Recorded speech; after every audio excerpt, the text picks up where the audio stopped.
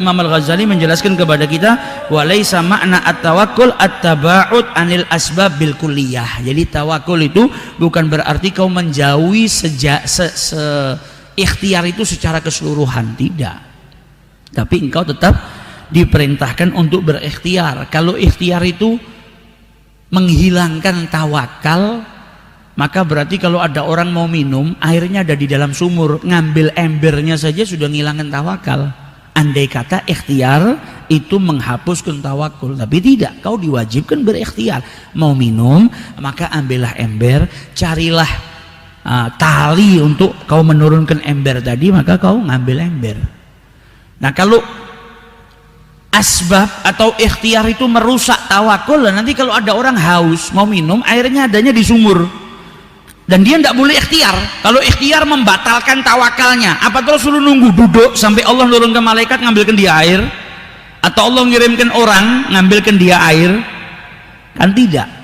Tetap engkau diperintahkan untuk berikhtiar, kemudian pasrahkan kepada Allah. Dan pada hakikatnya ujung-ujungnya kalau kau tidak bertawakul, kau rugi. Karena ujung-ujungnya manusia yang tadinya nggak mau pakai tawakal, nanti kalau ada sesuatu yang susah kembalinya ke Allah. Jadi lebih baik dari pertama kau sudah tawakul. Ada orang yang ngandalkan kelihayannya, nggak bisa, saya nggak perlu tawakul. Saya ini orang cerdas, bikin gini, saya akan dapat hasilnya, akan dapat uangnya.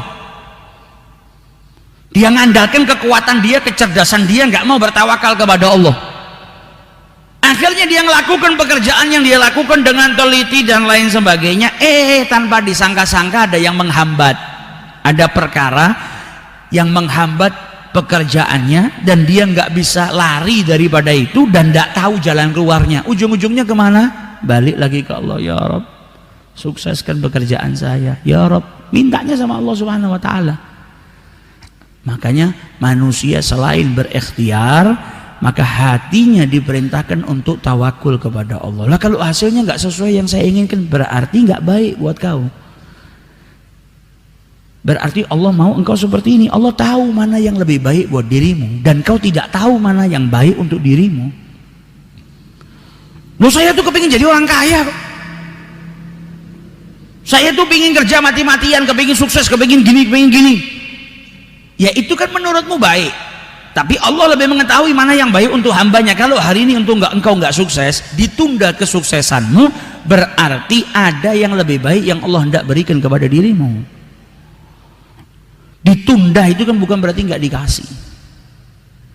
Misalnya ada seseorang yang kau sukai, saya itu cinta sama dia, kenapa saya minta tidak dikasih sama orang tuanya? Akhirnya dia nggak jadi jodoh saya, menikah dengan orang lain. Ya karena bisa jadi dia tidak baik untuk dirimu. Tidak baik itu bukan berarti orangnya jelek loh ya. Engkau tidak ada kecocokan sama dia, bisa jadi.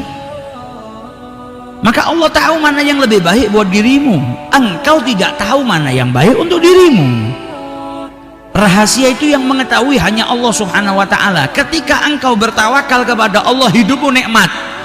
Orang yang tidak tawakal, kalau dia sudah ngira perbuatan saya bisa mendapatkan ini, tiba-tiba hasilnya nggak sesuai dengan keinginannya, marah, hancur, sumpek, ngeluh dan lain sebagainya. Tapi kalau orang tawakal itu kan berarti pasrah sama Allah. Kalau berhasil sesuai dengan keinginan saya, yaitu baik buat saya, karena Allah tahu ini yang terbaik buat saya, maka dikabulkan. Kalau nggak baik, saya nggak dapatkan sesuai dengan hasil yang saya inginkan, berarti itu nggak baik buat saya, dan Allah tahu mana yang terbaik buat saya. Berarti apapun hasilnya itu baik. Apapun hasilnya itu kehendak Allah dan itu baik buat saya. Nggak ada sumpek. Yang ada apa? Nggak matahkan semangatnya.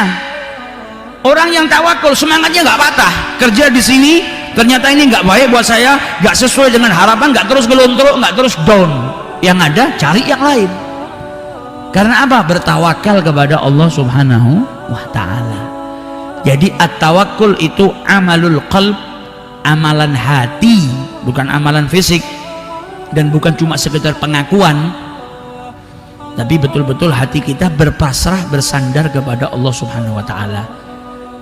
Jadi kita katakan apa? Tawakul itu thiqah billah, percaya penuh kepada Allah. Ini bagian daripada iman. Jadi tawakal itu sebetulnya bagian daripada iman. Karena engkau menyerahkan perkaramu kepada Allah dan engkau percaya penuh kepada Allah. Percaya penuh itu hasilnya apapun kau terima. Oh berarti ini yang terbaik buat saya. Gak sesuai dengan yang kau inginkan, ini terbaik buat saya dari Allah. Itu thiqah billah. Nah sayangnya kita manusia terkadang kita nggak percaya sama Allah, nggak percaya penuh sama Allah Ta'ala. Akhirnya ada dhunun, prasangka-prasangka yang nggak baik kepada Allah Subhanahu Wa Ta'ala. Tapi justru kalau urusannya nggak sama Allah, kita bisa percaya penuh. Contoh seperti nasihatnya Syekh Muhammad Mutawalli Sya'rawi. Kadang kau naik pesawat, kau tidak pernah kenal siapa pilotnya. Bahkan riwayat belajar pilot itu kau nggak tahu. Apa terus kita kalau naik pesawat tanya dulu nih pilotnya sudah melakukan berapa jam penerbangan? Pernah jatuh nggak? Pernah bikin sakan enggak? Tapi begitu kita naik kita langsung percaya sama pilotnya sudah. Ini percaya kita. Ini bisa menerbangkan, bisa turun dengan selamat. Ini pilot manusia, ini pilot kita nggak kenal, tapi kita bisa langsung percaya, thiqah kepada pilot tersebut. Tapi justru sama Allah Ta'ala yang nyiptakan kita, yang rezeki ada di tangannya, yang ngasih kita sehat dan sakit, yang ngatur seluruh perkara kita nggak pernah percaya totalitas sama Allah Ta'ala. Baik ini orang ini kok, kan? Akhirnya kalau nggak tawakul, ada angan-angan. Kalau sampai tadi saya coba oh saya gini ya, kalau gini nanti jadinya gini, ini nggak berhasil gara-gara gini. Kau mau gini, kalau Allah nggak menghendaki kau dapat ya nggak dapat. Maka kita diajarkan sama Nabi jangan mengatakan laukan, sudah kau tawakul sama Allah, hasilnya itu yang terbaik untuk dirimu. Kau pingin pergi kemana tahun ini misalnya, berapa banyak orang sebetulnya pelajaran di sekeliling kita itu banyak ya. Ada orang mau pergi nggak jadi, dia tawakul sama Allah akhirnya nggak jadi, dia nerima. Sebetulnya itu pelajaran buat kita. Terkadang orang itu nggak jadi pergi, ternyata apa tempat atau kendaraan yang ditunggangi sama dia akhirnya kecelakaan, dia diselamatkan sama Allah Ta'ala. Di balik itu semua pasti ada hikmah besar. Jadi Allah tidak memberikan apapun kepada kita kecuali ada hikmahnya. Engkau sedang diberikan kebaikan sama Allah yang mungkin kau nggak tahu, gambarannya mungkin tidak seperti yang kau anggap baik. Lawang saya sudah berjuang gini kok nggak dapat ya. Kita ngiranya, zahirnya itu kita ngira ini kenapa kok nggak dikasih. Tapi padahal di balik itu semua kita tidak mengetahui ilmu yang justru itu sebetulnya baik buat kita. Maka kita diajarkan bertawakul, yaitu berpasrah kepada Allah. Berpasrah itu berarti kita thiqah, percaya penuh kepada Allah. Kalau percaya penuh jangan berontak, apapun hasilnya terima, apapun hasilnya ridha. Jadi orang yang sedang bertawakul itu dia sedang naik ke dalam tahapan iman yang lebih tinggi. Karena di dalam tawakal ada apa? Ridha dengan ketentuan Allah Subhanahu Wa Ta'ala.